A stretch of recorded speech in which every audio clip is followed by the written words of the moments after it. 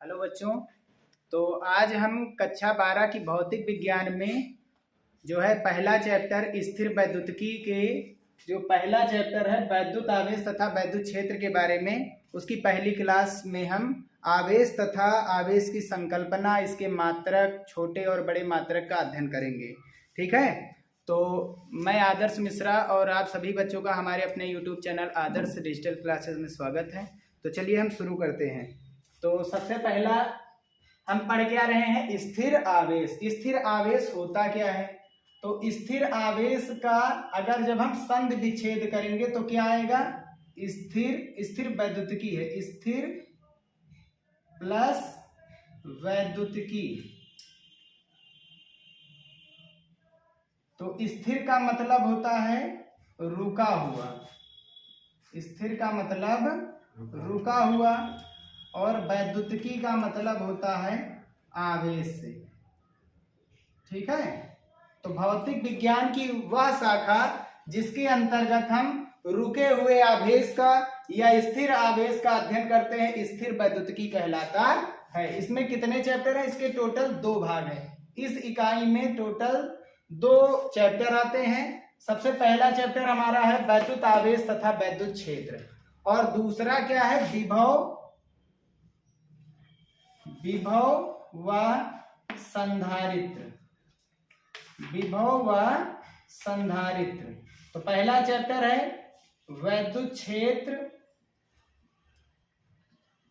वैद्युत आवेश व वैद्युत क्षेत्र, वैद्युत आवेश व वैद्युत क्षेत्र, और जो दूसरा चैप्टर है वो विभव तथा संधारित्र। तो स्थिर वैद्युतिकी में हम सब लोग वैद्युत आवेश तथा वैद्युत क्षेत्र तथा विभव तथा संधारित्र का अध्ययन करेंगे। ठीक है। और इसके बाद हम फिर गतिमान आवेश के बारे में पढ़ेंगे, फिर उसमें विद्युत धारा वगैरह शुरू होगा। तो स्थिर वैद्युतिकी भौतिक विज्ञान की वह शाखा है जिसके अंतर्गत हम स्थिर आवेश का अध्ययन करते हैं, स्थिर वैद्युतिकी कहलाता है। इसे हम घर्षण वैद्युतिकी या स्थिर वैद्युतिकी 2 नामों से जाने जाते हैं। ठीक है। तो चलिए हम शुरू करते हैं। पहला चैप्टर वैद्युत आवेश तथा वैद्युत क्षेत्र। तो वैद्युत आवेश होता क्या है? तो वैद्युत आवेश किसी वस्तु का वह गुणधर्म होता है जो वस्तु को रगड़ने पर उत्पन्न होता है। तो जब 2 वस्तुओं को हम आपस में रगड़ते हैं तो उन दोनों वस्तुओं में एक ऐसा गुण आ जाता है कि उनमें दोनों में या तो आकर्षण या तो प्रतिकर्षण बल उत्पन्न हो जाता है। ठीक है। तो उसी से संबंधित है आवेश। आवेश क्या होता है? वह गुणधर्म जो वैद्युत तथा चुंबकीय क्षेत्र को उत्पन्न करता है या उसके होने का अनुभव कराता है। ठीक है। तो किस आवेश जो होता है एक ऐसा गुणधर्म होता है जो वैद्युत और चुंबकीय क्षेत्र को उत्पन्न करता है या उसके होने का अनुभव कराता है। और एक खास बात, जो स्थिर आवेश होता है वो 2 क्षेत्र उत्पन्न करते हैं। पहला वैद्युत क्षेत्र और जो दूसरा क्षेत्र है वो होता है चुंबकीय क्षेत्र। तो स्थिर आवेश कुल कितने क्षेत्र उत्पन्न करते हैं? तो स्थिर आवेश 2 क्षेत्र उत्पन्न करते हैं, वैद्युत क्षेत्र व चुंबकीय क्षेत्र। ठीक है। दूसरी परिभाषा है इलेक्ट्रॉनों की कमी या अधिकता को आवेश कहते हैं। तो जब भी हम 2 वस्तुओं को आपस में रगड़ते हैं तो इलेक्ट्रॉनों का आदान प्रदान हो जाता है, वह एक वस्तु से इलेक्ट्रॉन दूसरी वस्तु में ट्रांसफर हो जाते हैं। ठीक है। जिस वस्तु से इलेक्ट्रॉन जाते हैं या निकलते हैं उसमें इलेक्ट्रॉन की कमी होती है, और जिस वस्तु में इलेक्ट्रॉन जाते हैं उसमें इलेक्ट्रॉन की अधिकता होती है। तो इलेक्ट्रॉनों की कमी या अधिकता से ही क्या उत्पन्न हो जाता है? आवेश। ठीक है। चलिए हम देखते हैं अब आवेश की संकल्पना। तो आवेश की संकल्पना हम इलेक्ट्रॉन के सिद्धांत के आधार पर करते हैं। कैसे करते हैं चलिए समझते हैं। एक हम परमाणु ले रहे हैं जिसका नाम है सोडियम। इसका परमाणु क्रमांक कितना है? 11। ठीक है। और इसका अष्टक क्या होगा? चलिए हम देखते हैं। इसका अष्टक तो 2,8,1 इलेक्ट्रॉनिक विन्यास अगर जब निकालेंगे तो 2,8,1 आएगा। तो इसके बाह्यतम कोश में कुल कितने इलेक्ट्रॉन है? 1। तो इसलिए क्या करेगा? सोडियम Na जो होता है वो क्या बनाएगा? 1 इलेक्ट्रॉन को निकाल देगा। अगर 1 इलेक्ट्रॉन निकाल रहा है तो इसके ऊपर कौन सा आवेश आएगा? धनावेश, क्योंकि जितने इलेक्ट्रॉन होते हैं परमाणु में उतने ही प्रोटॉन होते हैं। तो इलेक्ट्रॉन अगर जो चला जाएगा, यानी इलेक्ट्रॉन ऋणावेशित होते हैं, तो ऋणावेशित अगर जो चला जाएगा तो बचेगा क्या? धनावेशित। ठीक है, यहां से देखेंगे तो इसका परमाणु क्रमांक कितना है? 11 है। इसके पास इलेक्ट्रॉन कितने हैं? 11 है। इसके पास प्रोटॉन कितने हैं? वो भी 11 है। लेकिन इसके पास देखेंगे तो इलेक्ट्रॉन, एक इलेक्ट्रॉन का त्याग कर रहा है, यानी धनावेश। तो इलेक्ट्रॉन कितने बचे? 10। और प्रोटॉन कितने रहेंगे? 11 ही रहेंगे। प्रोटॉन पर क्योंकि धनावेश होता है तो देखेंगे Na प्लस पर जो है, Na प्लस के लिए यहाँ प्लस का इसलिए आवेश आया क्योंकि इसके पास प्रोटॉन ज्यादा है और इलेक्ट्रॉन कम है। ठीक ऐसे ही क्लोरीन के लिए समझते हैं। क्लोरीन का परमाणु क्रमांक कितना होता है? 17 होता है। तो ये भी अपना स्टेप पूरा करने के लिए क्या करता है? एक इलेक्ट्रॉन को ग्रहण करता है। तो पहली कक्षा में 1, दूसरी कक्षा में 8 और तीसरी कक्षा में 7। तो या तो 7 इलेक्ट्रॉन को ये त्यागेगा तब इसके बाह्यतम कोश में 8 इलेक्ट्रॉन आएंगे, या फिर एक इलेक्ट्रॉन ग्रहण करके ये कितने इलेक्ट्रॉन को पालेगा अपनी कक्षा में? बाह्यतम कक्षा में 8। तो इसलिए क्लोरीन क्या करता है? एक इलेक्ट्रॉन, 7 इलेक्ट्रॉन निकालने से अच्छा है एक इलेक्ट्रॉन ग्रहण कर लेता है। तो क्लोरीन क्या करता है? एक इलेक्ट्रॉन को ग्रहण करके क्या बनाता है? Cl-। अब यहाँ माइनस किस लिए आया? क्योंकि इसने इलेक्ट्रॉन को ग्रहण किया है। इस समय इसके पास इलेक्ट्रॉन कितने थे? 17, क्योंकि परमाणु क्रमांक जितना होता है उतना ही उसके पास इलेक्ट्रॉन और उतने ही उसके पास प्रोटॉन होते हैं। ठीक है, तो यहाँ पर इलेक्ट्रॉन कितने हैं? 17 और प्रोटॉन भी कितने हैं? 17, क्योंकि क्लोरीन का परमाणु क्रमांक 17 होता है। अब इसके पास देखेंगे तो यहाँ पर एक इलेक्ट्रॉन की ग्रहण करने से कितने इलेक्ट्रॉन हो गए इसके पास? Cl- के पास, क्लोरीन आयन के पास 18 इलेक्ट्रॉन है और प्रोटॉन कितने हैं? 17 ही रहेंगे। अब क्योंकि इसके पास इलेक्ट्रॉनों की अधिकता हुई और इलेक्ट्रॉनों की अधिकता से कौन सा आवेश आ गया है? धनावेश। यहाँ पर देखेंगे तो इलेक्ट्रॉनों की क्या आई है? कमी।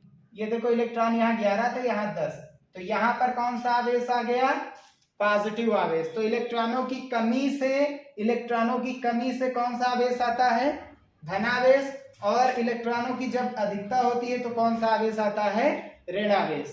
तो आवेश की संकल्पना क्या होती है? आवेश की संकल्पना इलेक्ट्रॉन के सिद्धांत के आधार पर की जाती है। ऐसा क्यों होता है उसका भी रीजन होता है। प्रोटॉन के आधार पर क्यों नहीं होती है? तो आवेश की संकल्पना इलेक्ट्रॉन के सिद्धांत पर होती है। जब किसी वस्तु द्वारा या किसी परमाणु द्वारा इलेक्ट्रॉन का त्याग किया जाता है या कमी की जाती है उस परमाणु में या पदार्थ में, तो उस पर धनावेश आ जाता है। और यदि हम जो वस्तु इलेक्ट्रॉन को ग्रहण करता है उस पर ऋणावेश आ जाता है। ठीक है, तो इसको हम लिख लेते हैं। तो आवेश की संकल्पना इलेक्ट्रॉन के आधार पर की जाती है, प्रोटॉन के आधार पर क्यों नहीं की जाती है? तो इसके 3 कारण हैं। प्रोटॉन के आधार पर क्यों नहीं की जाती? तो इसके कितने कारण हैं? 3 कारण हैं। कारण नंबर पहला क्या है? पहला कारण यह है कि जो इलेक्ट्रॉन होता है उसका द्रव्यमान प्रोटॉन के द्रव्यमान से कम होता है। तो इलेक्ट्रॉन का द्रव्यमान कितना होता है? इलेक्ट्रॉन का जो द्रव्यमान होता है वो 9 × 10⁻31 kg रहता है। और जबकि प्रोटॉन का द्रव्यमान कितना होता है? 1.67 × 10⁻27 kg रहता है। तो इलेक्ट्रॉन का द्रव्यमान प्रोटॉन के द्रव्यमान से कम होता है। ठीक है, तो इलेक्ट्रॉन का द्रव्यमान प्रोटॉन से कम होता है। और दूसरा कारण क्या है? तो दूसरा कारण है प्रोटॉन जो नाभिक होता है, नाभिक के भीतर एक बल लगता है जिसे कहते हैं नाभिकीय बल। अब नाभिक के भीतर प्रोटॉन एक समान रूप से भरे रहते हैं। अब क्योंकि सभी प्रोटॉन पर धनावेश रहता है तो इसलिए वो जो प्रोटॉन है एक साथ तो रह नहीं पाएंगे, तो उसके लिए साथ साथ रह रहे, इसका मतलब अंदर कोई प्रबल बल लग रहा है और उस प्रबल बल का नाम है नाभिकीय बल। तो प्रोटॉन जो होते हैं, प्रोटॉन यहां पर लिख देंगे, प्रोटॉन क्यों नहीं? तो इलेक्ट्रॉन ही क्यों लिया गया, प्रोटॉन क्यों नहीं? क्योंकि इलेक्ट्रॉन का द्रव्यमान प्रोटॉन से कम रहता है। और दूसरा बात, प्रोटॉन नाभिक के भीतर प्रबल नाभिकीय बल से बंधे रहते हैं। प्रबल नाभिकीय बल से बंधे रहते हैं।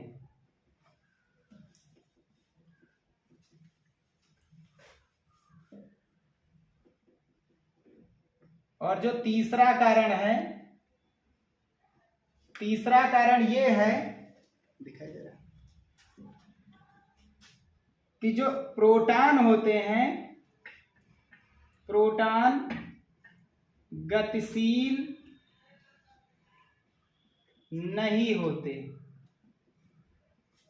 प्रोटॉन गतिशील नहीं होते और जबकि इलेक्ट्रॉन क्या होते हैं, गतिशील होते हैं। ठीक है, प्रोटॉन गति नहीं कर पाते क्योंकि इनके ऊपर धनावेश रहता है।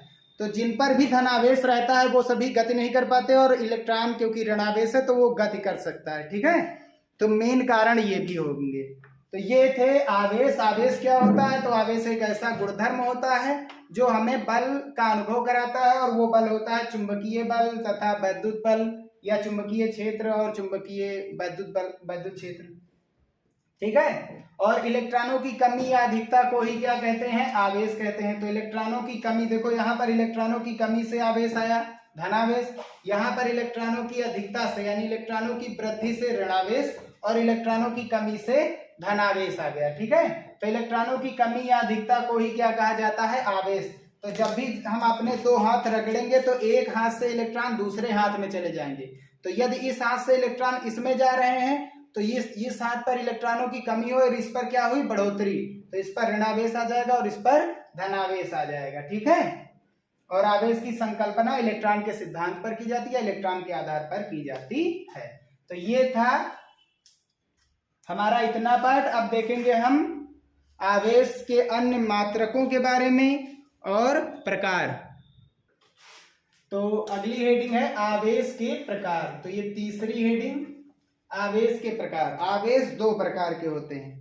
आवेश दो प्रकार के होते हैं। तो ये दो प्रकार के होते हैं।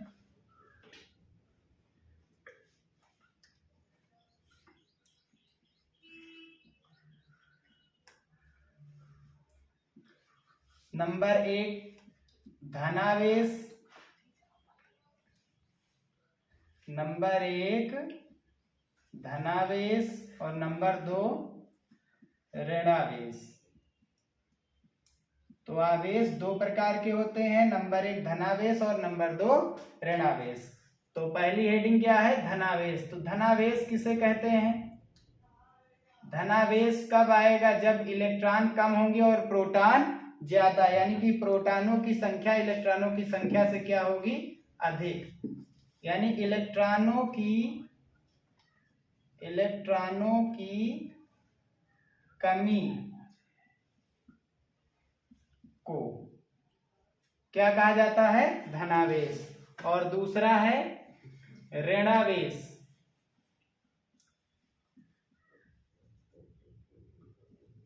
तो ऋणावेश क्या होता है, इलेक्ट्रॉनों की अधिकता या वृद्धि को। ठीक है, तो इलेक्ट्रॉनों की वृद्धि को ऋणावेश कहते हैं और जबकि इलेक्ट्रॉनों की कमी को धनावेश कहते हैं। जब इलेक्ट्रॉन कम होंगे तो प्रोटॉन ज्यादा रहेंगे, और जब इलेक्ट्रॉन बढ़ जाएंगे तो इसका मतलब कौन घट रहा है, प्रोटॉन। क्योंकि इलेक्ट्रॉन पर कौन सा आवेश होता है, ये सब हम सब लोग कक्षा 9 में ही पढ़ चुके। इलेक्ट्रॉन पर कौन सा आवेश होता है, ऋणावेश होता है। इलेक्ट्रॉन पर कौन सा आवेश होता है, ऋणावेश होता है। और जबकि प्रोटॉन पर कौन सा आवेश होता है, धनावेश होता है। तो प्रोटॉन धनावेश होते हैं और जबकि इलेक्ट्रॉन ऋणावेश होते हैं। ठीक है, तो आवेश दो प्रकार के होते हैं, धनावेश और ऋणावेश। इलेक्ट्रॉनों की कमी को धनावेश तथा इलेक्ट्रॉनों की वृद्धि को ऋणावेश कहते हैं। अब चौथी हेडिंग है आवेश की प्रकृति। आवेश की प्रकृति। तो आवेश की प्रकृति, आवेश की दो प्रकृतियां होती हैं। आवेश की दो प्रकृतियां होती है। यदि पहला और दूसरा आवेश क्या हो, धनावेश हो, ये भी आवेश धनावेश, ये भी आवेश धनावेश, या फिर दोनों ही आवेश क्या हो, ऋणावेश हो। ठीक है। यदि दोनों आवेश धनावेश है तब क्या होगा, और जब दोनों आवेश ऋणावेश हैं तब क्या होगा। और यदि एक धनात्मक है और दूसरा ऋणात्मक आवेश है तब क्या होगा। तो जब समान आवेश होंगे तो वे एक दूसरे को प्रतिकर्षित करते हैं। समान आवेश प्लस प्लस को एक दूसरे से क्या करता है, यानी प्लस जो होता है वो प्लस को प्रतिकर्षित करता है, ये एक दूसरे को प्रतिकर्षित करते हैं। जैसे गुब्बारा हम फुला करके रखते हैं तो वो इकट्ठा नहीं रहेंगे, अगर हम उसे स्वतंत्रता पूर्वक छोड़ देंगे तो वो कभी भी एक साथ नहीं रहेंगे, क्योंकि दोनों पर ऋणावेश होता है और दोनों एक दूसरे से दूर चले जाते हैं। तो यही होता है, ये होता है प्रतिकर्षण बल। तो समान आवेश कौन से बल लगाते हैं, प्रतिकर्षण बल लगाते हैं। तो आवेश अगर जब समान चिन्ह के हैं तब क्या होगा, ठीक है। और अगर आवेश विपरीत हैं, विपरीत हैं तब क्या होगा, एक पर प्लस है दूसरे पर माइनस, तो इन दोनों के मध्य आकर्षण बल लगता है। तो समान आवेश एक दूसरे को प्रतिकर्षित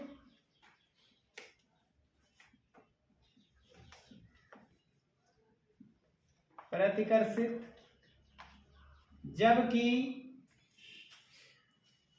विपरीत आवेश एक दूसरे को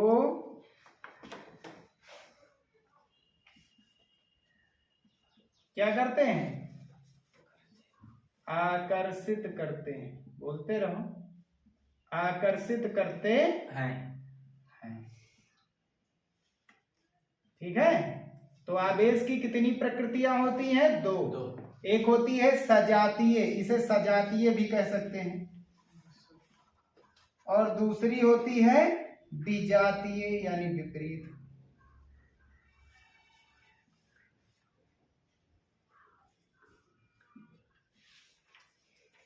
ठीक है। तो सजातीय आवेश में हमेशा क्या लगता है, कौन सा बल, प्रतिकर्षण, और जबकि विजातीय आवेश एक दूसरे पर कौन सा बल लगाते हैं, आकर्षण। ये आवेश की हो गई प्रकृति। ठीक है। अब हम आवेश के मात्रकों के बारे में देखते हैं। मात्रक, तो आवेश को हम किससे प्रदर्शित करते हैं, प्रतीक क्या होता है आवेश का, क्यू। आवेश बराबर विद्युत धारा गुणे समय। हमने एक फार्मूला पढ़ा है, विद्युत धारा बराबर आवेश बटा समय। तो विद्युत धारा के बगल में हम जब समय ले जाएंगे तो क्या हो जाएगा, क्यू बराबर आई इंटू टी। तो क्यू क्या है, आवेश, आई विद्युत धारा, टी क्या है, समय। तो इसका सबसे पहले मात्रक देखेंगे MKS पद्धति में, जिसे हम SI मात्रक भी कहते हैं। तो MKS मात्रक या SI मात्रक क्या होता है, तो आवेश का SI मात्रक, विद्युत धारा का SI मात्रक एम्पियर, समय का सेकंड, एम्पियर सेकंड, या इसी को क्या कहा जाता है, कूलाम। अब क्योंकि कूलाम एक नाम है वैज्ञानिक का, तो C कैपिटल लेटर का बनाया जाएगा। ठीक है।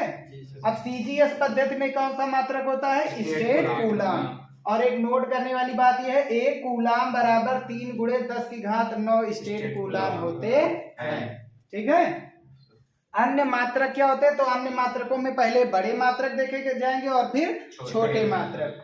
तो बड़ा मात्रक EMU होता है, जिसे हम इलेक्ट्रोमैग्नेटिक यूनिट भी कहते हैं, यानी वैद्युत चुंबकीय मात्रक। तो वैद्युत चुंबकीय मात्रक आवेश का बड़ा मात्रक होता है, जो कि 10 कूलाम के बराबर होता है, या 1 कूलाम बराबर 1/10 EMU।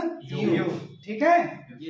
तो सबसे बड़ा आवेश का सबसे बड़ा मात्रक जो होता है वो होता है फैरेड, और 1 फैरेड बराबर होता है 96,600 कूलाम। ठीक है। अब छोटे मात्रक क्या होते हैं, तो 1 मिली कूलाम, मिली को स्मॉल m से और कूलाम को कैपिटल C से। तो एक मिली हटाएंगे तो मिली का मतलब 10 की घात -3, तो एक मिली कूलाम बराबर 10 की घात -3 कूलाम। ऐसे ही माइक्रो कूलाम क्या होता है, एक माइक्रो कूलाम में कितने कूलाम, तो माइक्रो हटाएंगे, ये माइक्रो का प्रतीक है, माइक्रो हटाएंगे 10 की घात -6। नैनो का मतलब 10 की घात -9 और पीको का मतलब 10 की घात -12। तो एक माइक्रो कूलाम, एक मिली कूलाम बराबर 10 की घात -3 कूलाम, एक माइक्रो कूलाम 10 की घात -6 और एक नैनो कूलाम 10 की घात -9 होता है, और एक पीको कूलाम जो होता है वो 10 की घात -12 कूलाम के बराबर होता है। तो ये आवेश के छोटे मात्रक हैं। अब हम आगे बढ़ करके देखते हैं विमीय सूत्र। तो आवेश का विमीय सूत्र क्या होता है, तो आई का बीमा क्या होती है, आई की बीमा विद्युत धारा की बीमा ए और समय की बीमा टी। तो इसका विमीय सूत्र होता है एटी, ठीक है। और इसका प्रतीक क्या होता है, इसका प्रतीक तीसरे नंबर पर हम लिख सकते हैं, इसका जो प्रतीक होता है वो क्यों होता है, ठीक है। कौन सी राशि होती है, ये अदिश राशि होती है। सदिश क्यों नहीं है, क्योंकि ये सदिशों के योग नियम का पालन नहीं करती है। तो ये थे आवेश से संबंधित कुछ परिभाषाएं। अगर वीडियो पसंद आया तो वीडियो को लाइक जरूर कीजिएगा। तो अगले वीडियो में मिलते हैं, आवेश की परमाणुकता क्या होती है और आवेशन की क्रिया क्या होती है उसके बारे में पढ़ेंगे।